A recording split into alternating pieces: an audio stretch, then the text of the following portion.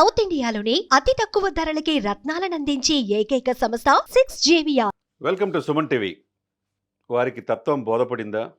దెబ్బకి దిగొచ్చారా అంటే నిజమే.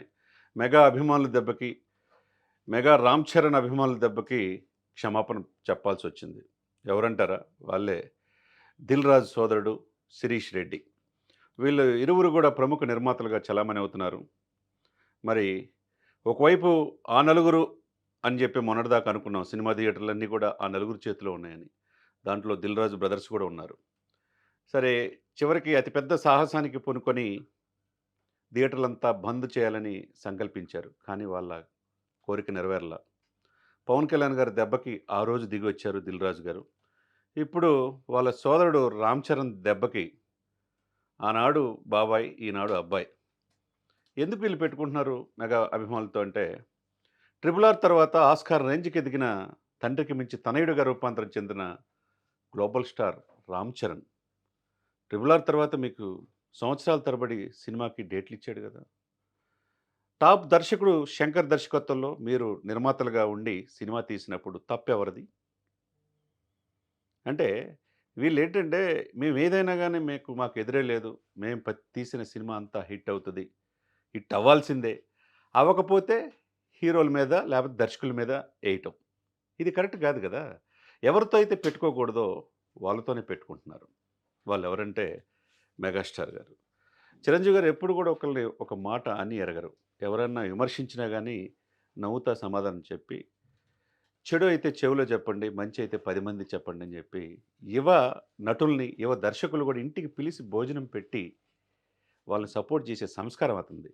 మరి ఆయన కొడుకు కుమారుడు జోలికి వస్తే ఎట్లా ఉంటుంది? ఒక రంగస్థలం ద్వారా అద్వితీయమైన నటన, తర్వాత మగధీరలో ఎంత నటన చూపించాడు చూసాం మనం. త్రిబుల్ ఆర్లో ఆస్కార్ రేంజ్కి ఎదిగిన ఆ వ్యక్తిని ఒక మాట అంటే చూస్తా ఊరుకోవటానికి అది మెగా అభిమానులు హెచ్చరిక జారీ చేశారు, లెటర్ రిలీజ్ చేశారు.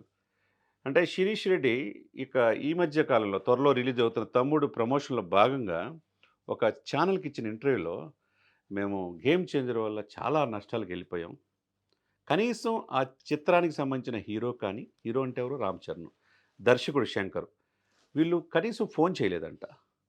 ఫోన్ చేయలేదని ఎవరి మీద విమర్శిస్తారు వీళ్ళు? అంటే వీళ్ళు చేసిందేంటి, వాళ్ళు చేసిందేంటి? రామ్ చరణ్ గారు సంవత్సరాల తరబడి మీకు సినిమాకి షెడ్యూల్ ఇవ్వటమే చేసింది తప్ప, ఆయనదేమన్నా నటనలో ఏమైనా తప్పుందా? ఆయన్ని ప్రముఖ హాలీవుడ్, బాలీవుడ్తో సహా అందరూ కూడా ప్రశంసిస్తూ ఉంటే అతనిలో సెటిల్ పెర్ఫార్మెన్స్ని, తండ్రికి మించి తనయుడిగా ఎదిగాడని చెప్పేసి అందరూ అంటుంటే, మరి మీరు చెప్పిన సంస్కారం ఎక్కడ ఏమైపోయింది? చివరికి మీ తమ్ముడు దిల్ రాజు రాజమండ్రిలో ఒక మీటింగ్ జరిగితే, ఆ మీటింగ్లో డిప్యూటీ సీఎం అయి ఉండి కూడా, నాకు దిల్ రాజు గారు వకీల్ సాబులు ఇచ్చిన అడ్వాన్స్ వల్ల నా పార్టీ నడిపానన్నాడు. అది ఆయన సంస్కారం. అటువంటిది దిల్ రాజు గారు ఆ మాట అంటాడు అనుకోలేదు, నాకు కళ్ళమని నీళ్ళు వచ్చినాయని అన్నాడు. మరి ఎవరితో పెట్టుకుంటున్నారు? మెగా ఫ్యామిలీతో పెట్టుకుంటే ఎలా ఉంటుంది? ఎంతోమంది పెట్టుకున్నారు, కాలగర్భంలో కలిసిపోయారు. వాళ్ళెవరు కూడా ఒకళ్ళకి హాని చేయాలన్న ఆలోచన మెగా కాంపౌండ్లో ఉండదు. వాళ్ళకి హాని చేయాలన్న ఆలోచన వస్తే వాళ్ళే ఏమైపోయారో మన చరిత్ర చెప్తుంది. కాబట్టి మీరు నాటకాలు ఆపి ఎవరితో ఎలా ఉండాలో నేర్చుకోవాలి అని చాలామంది మేధావులు చెప్తున్నారు మాట. మొత్తానికి దెబ్బ బాగా తగిలినట్టుంది. వార్నింగ్ ఇచ్చేదలిగి మెగా అభిమానులు దిగొచ్చి మిమ్మల్ని మనసు నొప్పించి ఉంటే, నేను అలా అనాల్సి ఉన్నది కాదు, నేను అనుకోకుండా అన్నమాట.